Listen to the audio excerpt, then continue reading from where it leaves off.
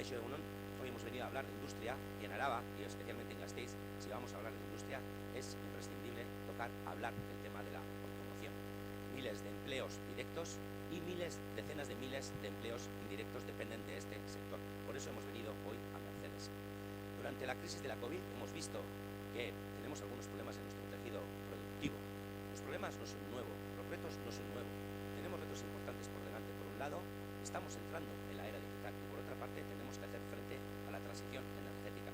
Tenemos que anticiparnos, tenemos que actuar con decisión, porque el futuro en la automoción son las motorizaciones alternativas y los nuevos modelos de movilidad.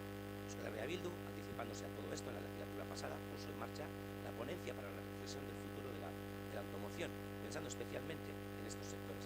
Euskal Herria Bildu, desde Jaurlaritza, desde el gobierno vasco, impulsará que sea pionera Araba y especialmente sea pionera Gasteiz en cuestiones estratégicas en automoción, motorizaciones alternativas, electrificación, desarrollo de baterías, etc. Entendemos que si se hace un impulso decidido, el balance de empleo va a ser positivo. Euskal Herria Bildu, en el ámbito industrial, adopta los siguientes compromisos de cara a la siguiente legislatura. El primero, hacer frente a la pandemia, a las consecuencias de la pandemia, poner en marcha la industria otra vez. La segunda cuestión es que el Producto Interior Bruto alcance, que el sector industrial alcance el 28% del Producto Interior Bruto en este país.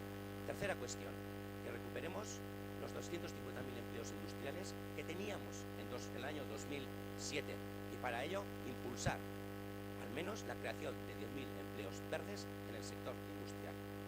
Necesitamos llegar, y este es el último compromiso, necesitamos tener e impulsar un modelo industrial renovado, tecnológico, social, ecológico, equilibrado en el territorio y diversificado.